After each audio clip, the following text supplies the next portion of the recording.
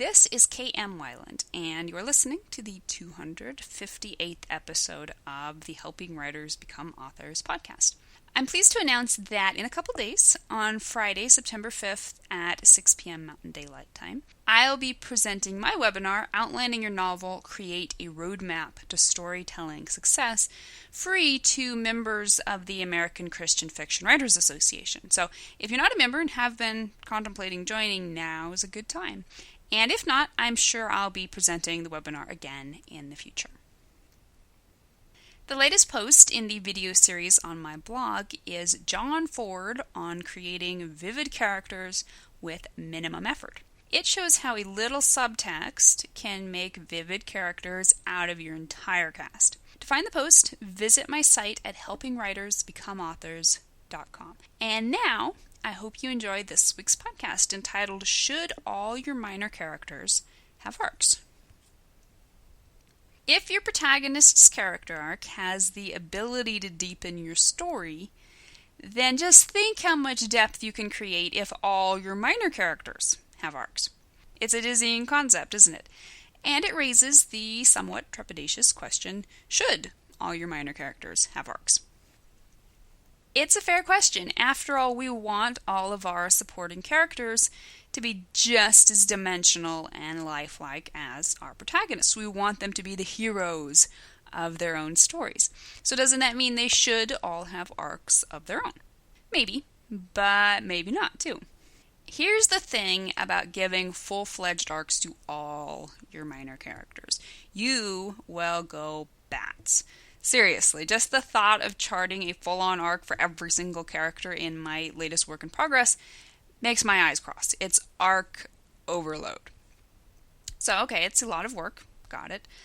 But faint hearts never won fair book contract, right? Also true. But here's the other thing about giving full arcs to all your minor characters. It's overkill. Unless you're writing a generational epic with dozens of main characters, then you simply don't need to chart arcs, positive, flat, or negative, for all your characters. Readers aren't going to notice if every character has an arc, and even if they do, they may end up overwhelmed and confused. Full-fledged arcs are there to guide your plot and theme. To create a tight, well-woven story, every single arc needs to be not just complete and coherent in its own right, it needs to tie together with every other arc. And very few stories can handle the weight of complexity from more than just a handful of full arcs. And just as importantly, very few stories need more than a handful of full arcs. So feel free to breathe a sigh of relief now. That said, every prominent minor character should have an arc, just not a full arc. Major characters, your protagonist for sure, and maybe a few others we'll discuss in just a sec, get major arcs. But minor characters get, of all things, minor arcs. Basically, a minor arc is just a very condensed version of a full arc. In writing screenplays that sell, Michael Hauge directs writers to ask themselves, is there an arc to each primary character's story? In other words, do your antagonist, sidekick, and love interest all possess clear outer motivations, goals, and are those desires built up and resolved by the end? In short, minor arcs require nothing more than the basic framework of any good story, or scene, for that matter. This is not to say all your minor character arcs must be this sparse, but as you're running through your checklist of story must-haves, at least make sure all prominent minor characters have individual goals, which are met with obstacles or conflict, which are eventually resolved one way or the other by story's end. Whether or not these characters have to change, positively or negatively, in quest of their personal goals is entirely up to you and the needs of your story. But before you start fleshing out any character, remember that all minor character goals need to be pertinent to the plot. And the more in-depth their arcs, the more obviously those goals must contribute to a cohesive thematic whole. So how do you know which minor characters deserve more than just dinky minor arcs? Theme.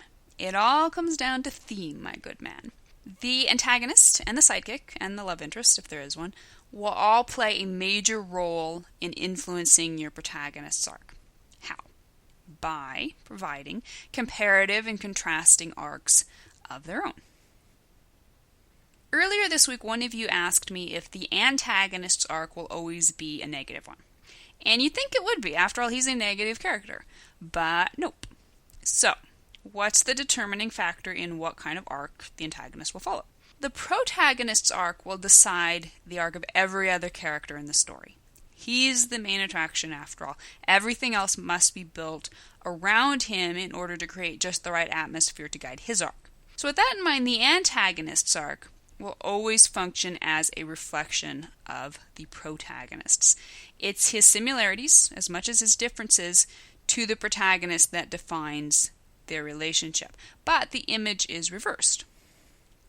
And as a result, the antagonist's arc will often be the opposite of the protagonist's. If the protagonist is following a positive change arc, the antagonist may be following a reflective negative arc in which he fails to overcome a similar lie and ends up destroyed instead of saved, as does Inspector Javert in Victor Hugo's Les Miserables, who follows a disillusionment arc. He starts out with a mercy versus justice lie similar to Jean Valjean's, but unlike Valjean, when Javert finally faces the truth, it destroys him. Your antagonist may also end up following a flat arc, in which he clings to his own truth, very possibly a destructive truth. This is especially likely if your antagonist is also your impact character. Last week we talked about how the impact character is the catalyst for all change arcs. The impact character can manifest as any one or more of your characters, whether mentor or sidekick or love interest, but very often the antagonist himself will function as the impact character. Whatever character fills the impact role, his arc will be flat. He knows the truth, and he will use that truth, consciously or subconsciously, to goad the protagonist into overcoming his lie. If the antagonist is the impact character, then his very opposition to the protagonist's goal will act as a goad. This can be a very powerful way to approach the antagonist, since his ability to influence the protagonist so profoundly, even if he may not intend it for the protagonist's good, gives him tremendous weight as a character of complex morality. Detective Alonzo Harris in Antoine Fuqua's Training Day is a great example. He's evil, but he provides so much moral complexity that he ends up jarring the protagonist out of his complacent, idealistic view of the world and into a new, if painful, truth. In the end, of course, Harris pays for impacting the protagonist's life so profoundly. Now, let's make things even more complicated, shall we? Some of your characters may end up following multiple types of arc. This always comes down to how many lies and truths they know, in contrast to the other characters' lies and truths. For example, because your impact character already understands the truth your protagonist seeks, he will follow a flat arc in this respect. But this doesn't mean he has to have all truths figured out. He may be hanging on to or overcoming lies of his own.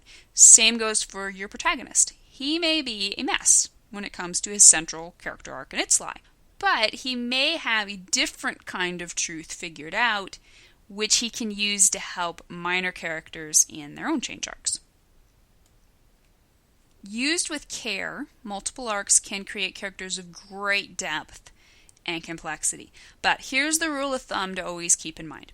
No arc can overshadow the protagonist's primary arc.